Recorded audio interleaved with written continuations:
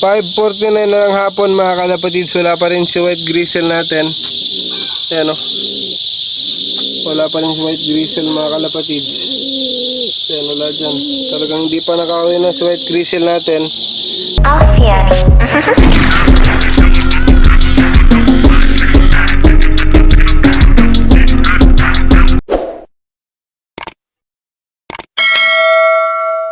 5:49 na ng hapon mga kalapatids. Wala pa rin si white gristle natin. Ayan o. Wala pa rin si white gristle mga kalapatids. Ayan, wala dyan.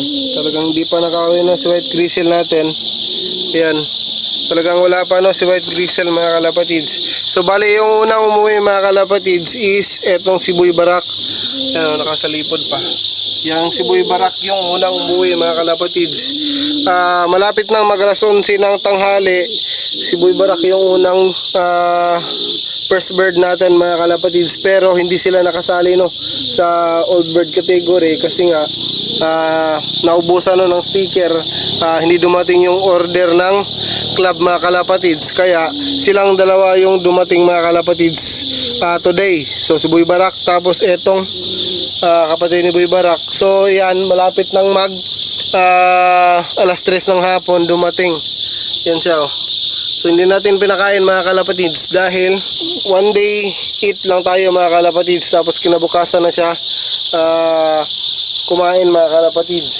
So si Boy Barak mga kalapatids nakakain kasi di tayo nagpakain ng mga warrior natin kasi nga inantay natin sila no na bago tayo magpakain para sabay-sabay na lahat mga kalapatids. Kaso lang hindi sila dumating ng maaga mga kalapatids. So si Boy Barak lang yung dumating ng maaga mga kalapatids. So ayun, sana naman ay wag no mapalkon si white gristle natin mga kalapatids dahil kakagaling ng ng kanyang sugat. Di pa nga siya fully na recovered nga no sa kanyang sugat. Medyo may sugat pa ng konti no. Good news naman na nalaglag naman yung kanyang takip ng sugat niya. Pero yun nga mga kalapatids, hindi siya nga umuwi today mga kalapatids. So hindi tayo nakapagpaklak nga mga kalapatids dahil nga etong dalawang to tsaka yan si Boy Barak hindi sila na walang sticker na no, kaya ayun. So di tayo nakapagpaklak today mga kalapatids. Sad to say, yun mga kalapatids, pati na rin si Boss Mapi, si Boss Jero mga kalapatids nakapagpaklak siya dahil nga parang dalawa yung YB niya na nakasali mga kalapatids no. Naghahanap na ng kanyang kapares, kaso nga lang hindi pa nakauwi mga kalapatids no. Wala talaga si white gristle natin mga kalapatids. Sana naman ay wag mapal ko no si white gristle. Ayan, malapit na mag-alas 6 ng hapon mga kalapatids. Nagamit lang tayo no ng flash para makita nyo mga kalapatids. So yan, wala talaga dyan si Boy Barak mga kalapatids. Ay hindi, si white gristle natin. Yan, talagang wala talaga mga kalapatids. So yung ilaw pala natin dito, yung solar natin dito, yan yung naka tagilid dyan, tinanggal natin dahil nga yun yung cause na nagbabasa dito mga kalapatids. Isa yung sa dahilan na luluma yung loft natin. Tapos dito natin ilagay ayan o. Yan siya. Pagtakpan mo dito, iilaw yan. Yan o.